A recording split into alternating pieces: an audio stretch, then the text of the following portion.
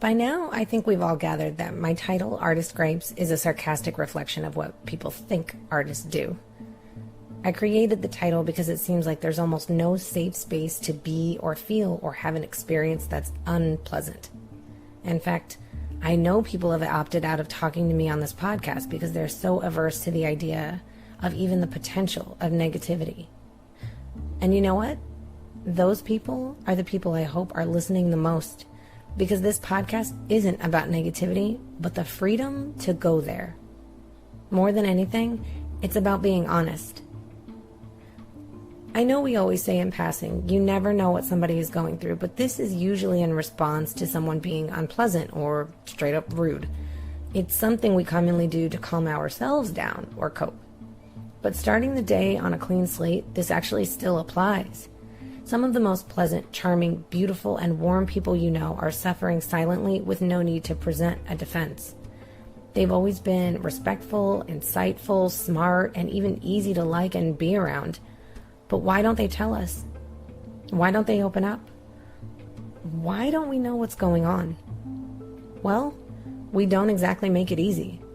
We fake it till we make it. We take advice from TED Talks to smile even when you're not happy. We are constantly barraging people with big dreams, big expectations out of life, and the concept that even when things are bad, think of them as good.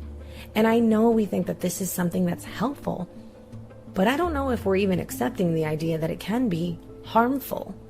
What is the difference between our past generations ignoring the problem or keeping it quiet and our cover-up of negativity with positivity? Both are forms of repression and can be equally as dismissive and destructive. The point is, we definitely haven't figured it out yet. We haven't figured out how we as a society can approach unpleasant feelings and negativity. And yes, we've moved forward by talking about mental health as something that exists. But at the end of the day, we still expect people to fall in line with a smile, a good thought, a cute picture, and a happy post. I'm Amanda Levy. The episode that you're about to hear shares severe experiences of mental illness, and this is far, far, far from a gripe. It's a call for a change.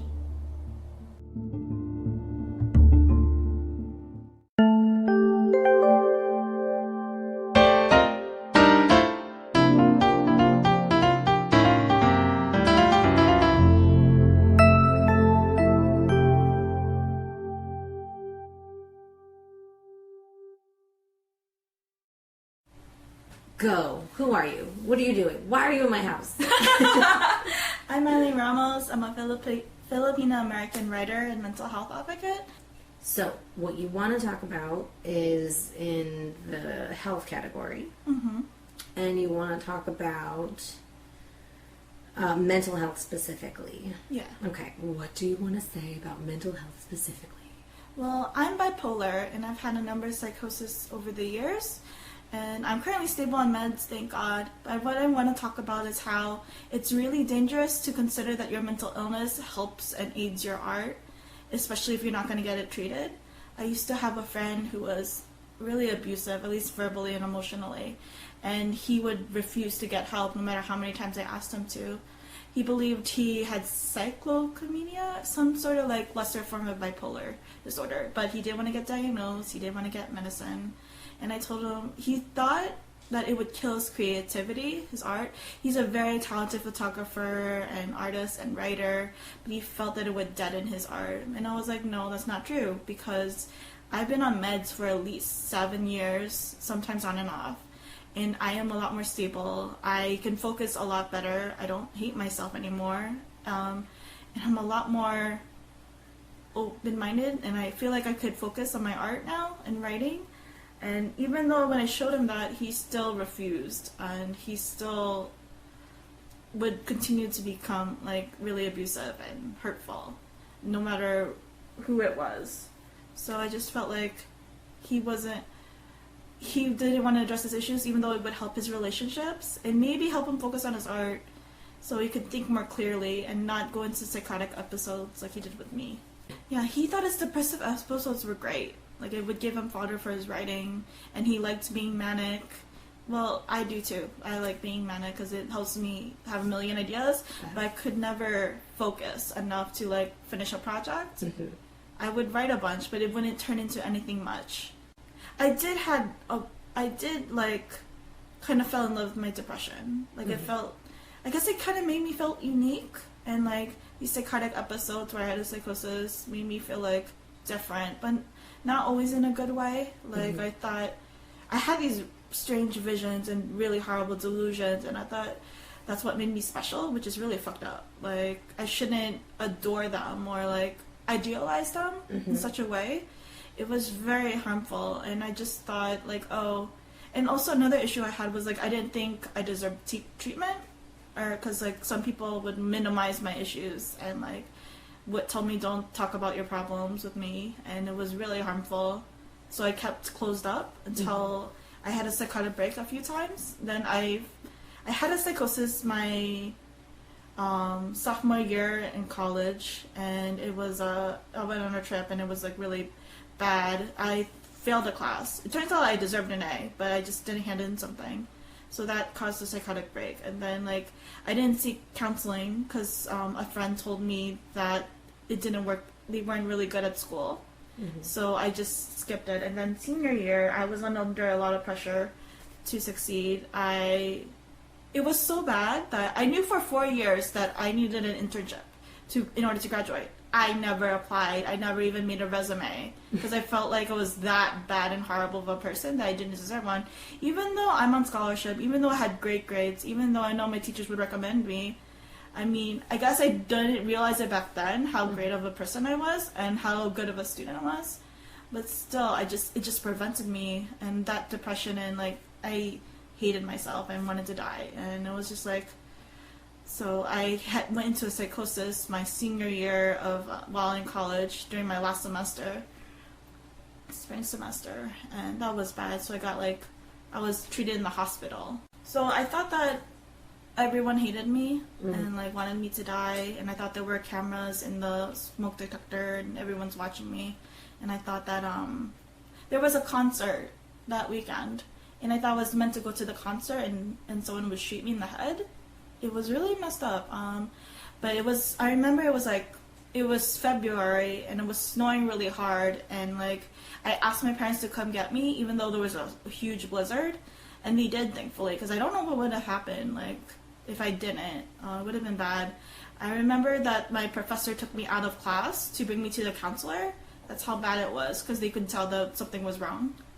And then I thought my thoughts would have been fine, but I still thought that people were trying to kill me. And it was like I went home, and then I begged my parents to euthanize me, so they brought me to the hospital. So I thought they would euthanize me there. So my mom packed me a little bag, and I thought walking in that all these people were being hurt because of me, all the hospital patients. And I remember like telling my mom and dad, thank you for loving me, and thank you. I talked about, I cried right there. I was like, thank you. Like, I never went to Paris. I never fell in love. And my mom and dad said, like, we love you. And I was like, thank you. And it was just like, even thought that the sports radio was announcing where we were so people could kill us. Oh. Yeah. And so I was admitted as a suicidal risk. So I stayed in the hospital for a month. And then I had inpatient group therapy and like saw psychiatrists for a year, but then they tapered me down the dosages, the medicine. But then I got into another psychosis in 2012, and that was a lot worse. I ran away from home in the middle of the night thinking that I would deserve to die, and to save my family, because I thought they were dying because of me and everyone was dying. So it was just really, really bad. Yeah. Okay. Mm-hmm. Well, okay, so I mean, so it sounds like most of why you're seeking help is really out of like desperation during these things right now. Yeah. Like it has to get, for you, it had to get so bad to where you were like, I don't know what's going on. Like at the point where you're not resisting and you're seeking help. I mean, even some of your delusions are pointing your brain towards like, oh no, I'm not seeking help. I'm going to get euthanized right now. Like that's what's happening. Mm-hmm. So I think I can't imagine if you had thought at one point, this is going to be my opus, this is going to be great. But yeah, this all stems from the idea that that's like what's going to give everybody their creativity. And I think society has had a lot to say about that. Like society really invests in that story, in that story that the wounded person or the injured person or the crazy person or, you know, the unstable person in some way, shape, or form is going to produce or has the most potential to create the best art. I think I think a lot of us feed into that. So this guy you're talking about specifically that's doing that, I mean, some of that is like outside force telling him like that's the story, that's the narrative, those are the pictures of the successful artists that you see. When you experienced your psychotic break, did you like continue writing? Like, was it a through line? Did you like just never stop writing? Or I'm trying to think. I think I was still writing. There was a point when my mom told me not to write in my diary anymore because she was worried what I would take out of it. Like, because I would write things like, thank you. I thought the NBA stars were like playing in my honor or like some sort of thing. And so I thank you some athlete, and like I thought TV shows where talk show hosts were talking to me too. And so I didn't try to write, but back then. And I think I would have, because I saw so many, I feel like every medium of media was about me somehow. Even comic books, even like printed graphic novels or like comic strips or like any headline, any scrolling thing at the bottom, taper, and like, yeah, it was like bad. So I didn't try to write because I didn't know what I would figure out, like how badly it would be. But I think eventually I did come back into writing. Like, I think it really helped when I started to write about my mental illness and about my psychosis and stuff. Like, I think the second time I wrote about it was due to Summer Don Reyes' In Full Color open call. So I figured like, oh, what can I write about that I want other people to know? And I thought like, oh, about being mentally ill and psychotic breaks and all that stuff. So I wrote that and submitted that, and she published it, and then I eventually went on to perform twice with her. So it was very freeing. Like I could tell all my secrets, all my demons, and I might get judged for it, but overall the reception was really nice and warm and pretty loving. Yeah, I had people come up to me thanking me for being so open and that it would build support in the community, and they were saying how necessary I was and how brave I was and strong. And I even had one year my friend came to see my show, and I spoke openly about my mental illness and psychotic break, and he told me that he sought help because of me, because of seeing that. Oh my god. Yeah, and he became very vocal about his depression as well. So I think, because I read a lot about my psychoses on social media and Facebook, and I think partly the reason why I did that was to let others know that they could speak about it too. Yeah. Like, that's really important to me. I know only like one person, one Asian American woman who writes about their psychoses, and her name is Esme Weiju Wang. I don't know anyone else. I don't know anyone else who publishes about their psychoses or like goes into detail about their severe mental illness. It's just me and Esme so far. So, but I'm sure there's others. I just wish there was like, because my mom would tell me like, don't show your emotion or don't write about anything private in public, and she hates how I share like that online. But it's very. She still hates it? She did see my monologue, and she didn't tell me, but she told my cousins that it was important. Like, she didn't tell that it was good for me. But I think she eventually accepted it, but she still doesn't like me being open about it. Because I understand, like, it could affect my job prospects, or like, but I feel like it's worth it. It's just to comfort someone else. Like, so it doesn't quite matter. And I have a job right now, so I'm fine. You know what else hurts your job prospects? Oh, Keeping it in and having psychotic breaks. Yes! Oh my god, yes! Until it releases in a terrible, terrible, harmful way that's worse than any of us could ever imagine. I think that's probably worse for you. I try not to bottle things up anymore. What is the first thing that you... I'm keeping you from your tea. Drink your tea, drink your tea. Sorry.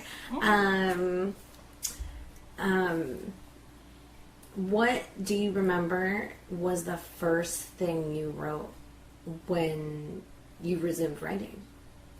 Well, my second psychosis, I guess, I don't quite remember for the third psychosis, but in the second psychosis, I remember there were students who would come up to me, I guess they're like nursing or psychiatrist students, college students, like going up to me and like encouraging me to write and stuff. And I remember there was this guy who had a crush on me in the mental ward. Oh, yay. Yeah, it was weird. But it was nice anyway. And I remember writing something down, and I thought it was really private, and I wasn't sure, and he asked to see it, and he said, like, everybody feels that way. Like, I was writing, I don't know the exact wording, but it was about my feelings and how trapped I feel, or something like that, along those lines. And he said, like, you don't need to hide it. You can share it. Everyone feels that way. So that was really comforting. Like, that thought, like, that my writing could relate to other people. Because I always felt, like, isolated and alone and, like, trapped. And so it was really nice that he would say that to me. I wonder how he's doing. I think it's interesting that you actually said that it made you feel better that someone said everyone feels that way. Yeah. Because I feel like what you were holding on to before was the idea that you were different. Yeah. So what exactly changed about... I mean, isn't wanting to be different so badly or holding on to harmful things just to be different? Do you think that's related to not wanting to feel like everybody else or find out that everyone else feels like that? I think part of me was in love with being depressed because it felt like I didn't know it was depression. I just thought I hated myself and it was really sad and I couldn't fix it. But I think part of me came to like it, at least when I was blogging, because I was really into myself, and it was a reason why not to meet other people or to go out of my way for them, or to shut myself up into my room and just blog. And it was just really bad how open I was in that way. It was very not good. It wasn't healthy at all. But yeah, it was, what really comforted me was like going to group therapy after my second psychosis, because I heard people saying about their psychotic breaks or their depression, and it felt like, oh, I'm not the only one. I thought I was the only one, and it was really good, and like people were really kind to me there, and it was just like, I'm not alone. I haven't been in group therapy since. I kind of wish I was, or at least know someone who went to a psychotic break so I could like talk and relate to them and ask them how they dealt with it, because I think I'm fine, but you never know.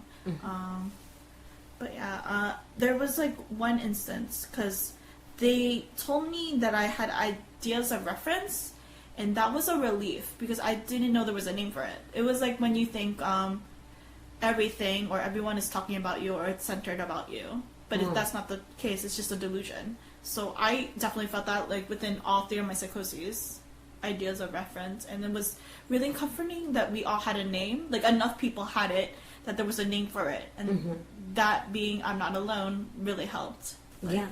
So it was like validating, like, oh, people can deal with it and like they recover and they'll be fine, and so will I. So what do you consider your creativity in reference to your mental illness?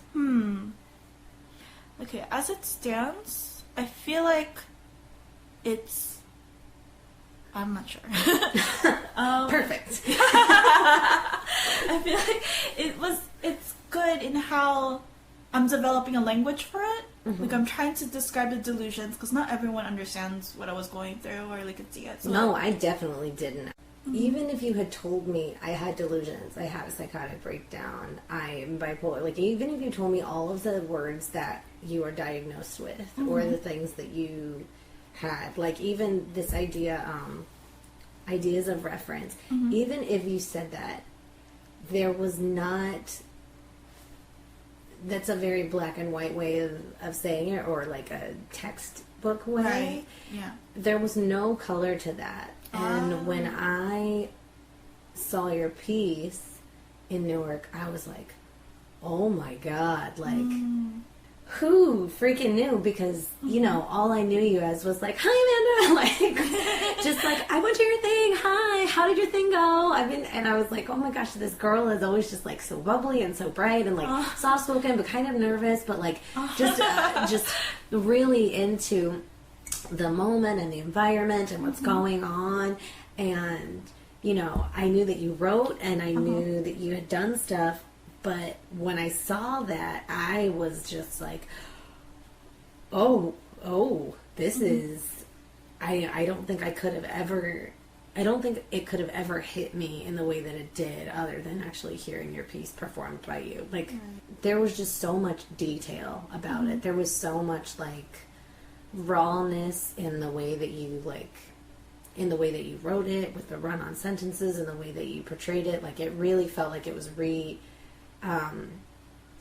not that it was happening to you in front of anybody, because I would have, like, scooped you off the stage and taken you to the hospital. But there was something that was just so connected to the root of that. It felt like we were looking at an exposed nerve. And I was like, oh, it was so good. And there's nothing you could have ever done besides that to really get to the bottom of it. And I think other people have done stuff like this, and they did not do it the way that you did it. I think people hide crevices of their mental illness in different ways because they want to get to the meat of things. People say things like, I want to kill myself, or I don't want to live anymore. But people are not talking about those moments that are happening right there, which was like you saying, that van across the street. Most of the time when we hear these moments, people talk about it, number one, in the past tense, and number two, and that, I'm sure that some of that is to help the audience feel better. Like, I don't feel that way now, calm down, it's gonna be okay. But yeah, it was just hard hitting. I've never experienced anything like it, honestly. So thank you for doing it. I mean, You're welcome. I don't have those things to relate to, but Jesus, it really gives somebody a point of reference to, you know, people always say you never know what somebody is going through. But when somebody is going through is like in your face like that, and it's so raw and very, very honest, you're like, oh shit, I really don't know what's going on. I never would have guessed any of those things, just because of how sweet and amazing you are all the time. I've never once looked at you and been like, that's a girl that does not like herself. I've never felt like that. So it's so funny to be like, for you to be like, at the core of a lot of things you've said, I hate myself. That's what I was going through. I hated myself. And I was just like, it could have fooled anybody because I had no idea.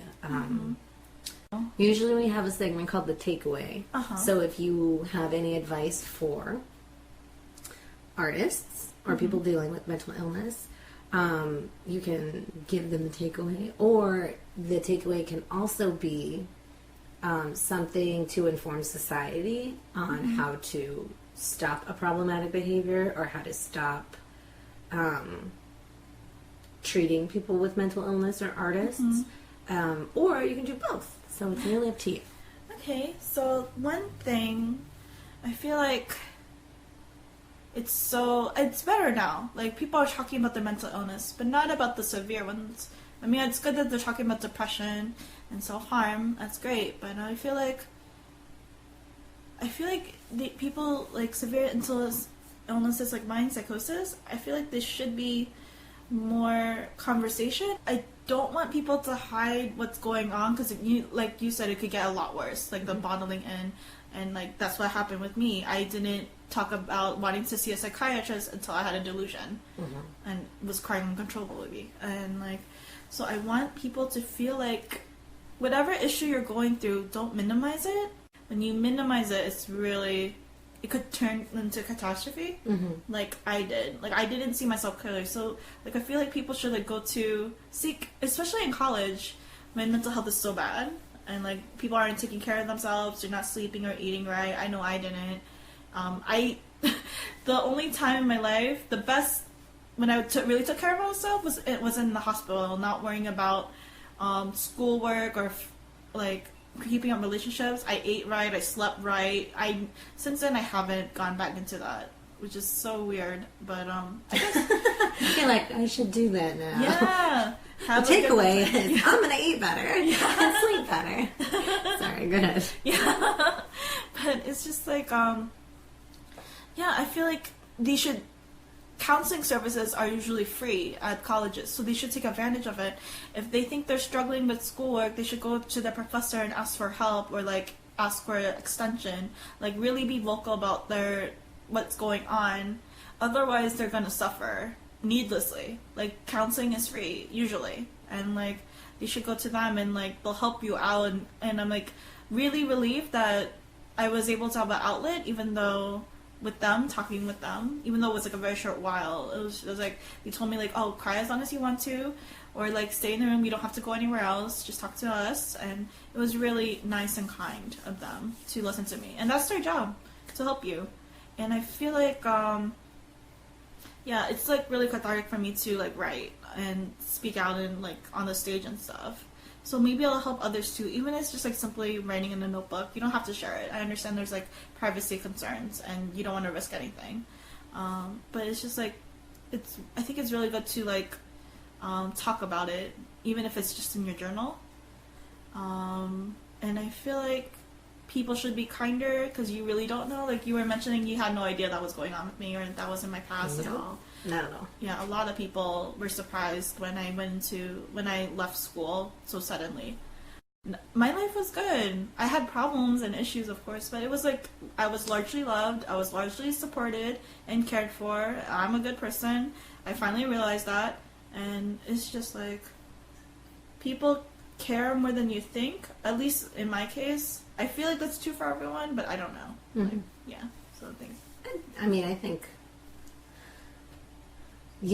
people have to remind themselves of that a lot too. I think, especially when you're going through depression, it's and I guess that's like the first step of many other steps of like going into different negative phases of mental illness. But yeah, I think the first one is very largely like cutting people off because you don't think anybody's going to notice anyway. Yeah. So, but yeah, anything else? I think that's it. Okay. Do you have any other projects coming up?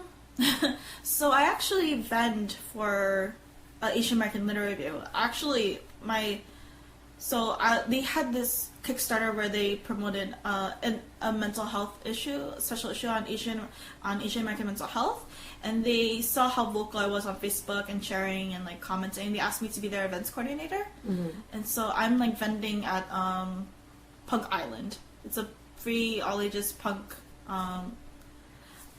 show, and be vending at Randall's Island on the 22nd. I don't know if this comes out. The 22nd of June? June. Oh, okay. Yeah. It might.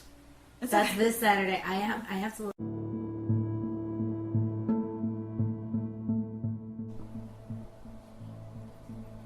Thank you so much for listening to Artist Gripes. I'd like to thank Eileen Ramos for sharing her experiences with us.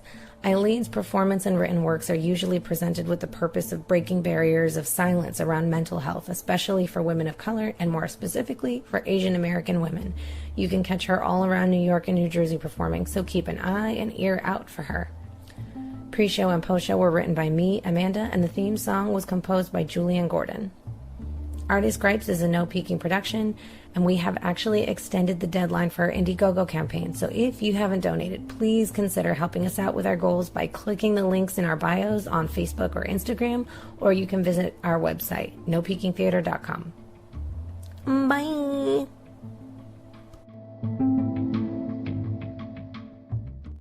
The podcast you just heard was made using Anchor. Ever thought about making your own podcast? Anchor makes it really easy for anyone to get started. It's a one-stop shop for recording, hosting, and distributing podcasts. Best of all, it's 100% free. Sign up now at anchor.fm/new. That's anchor.fm/new to get started.